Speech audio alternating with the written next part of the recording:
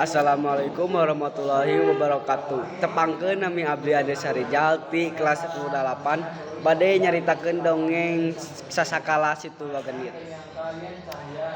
Di wewengkon Garut aya situ anu ngaranna kawentar ka mana-mana nyaeta Situ Bagendit. Ceuk sasakala mah eta Situ Bagendit teh asal muasalna kieu. Baheula aya randa beunghar ka telahna Nyi Endit. Ieu teh saenyana mah nenehna, da ngaran sajatina mah Nyi Bagendit. Manehna teh kacida pisan ku medna. Geus taya nu bireuk deui kana kumedna teh. Salian ti pacakar-pacakarna mah tara aya nu larsup ka imahna.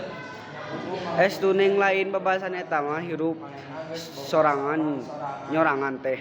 Ngahaja mencilkeun maneh. Ngababakan di tengah pasawahan anu uplak-aplak. Maksud taya lian ku bawaning embung campur jeung batur da sieun kasorot tea.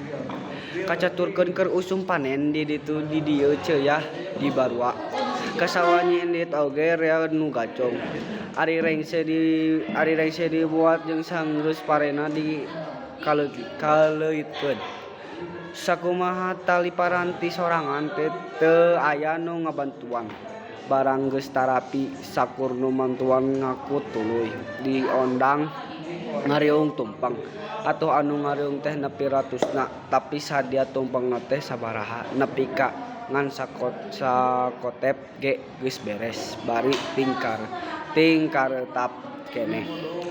Keur meujeuhna balak kecrakan solongkron aya aki-aki bongkok nu nyamper ku pribumi teu ditarima teu ditakon. Nyapok aki-aki teh waleh yeun teu kawawa lapar sugan aya sih piulas anagan tawang teh Nyi Endit bet nyarekan nyeksekeun pajarkeun teh taya kaera. Tengah hutang gawe menta bagian tungtungna nepi ka nundung aki-aki ditah nyingka cindekna mah geus lain picaritaeun we. Aki-aki Indit bari jumarig jeug bangun teunangan. Memeh Indit manehna ngomong kieu sagala ge boh kanu hade boh kanu goreng moal taya walesna. Ngomong kitu teh kasaksian ku sakur nu aya di dinya.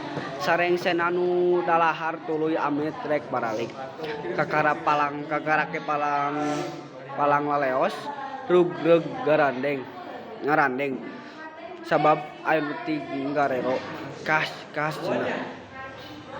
Henteu kanyahoan deui ti mana datangna cai ngan leuk mapawean Nyi Endit teh geus kakeueum.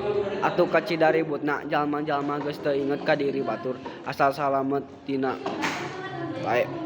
Nyi Endit oge aya kitu niat rek nyingkiran cai.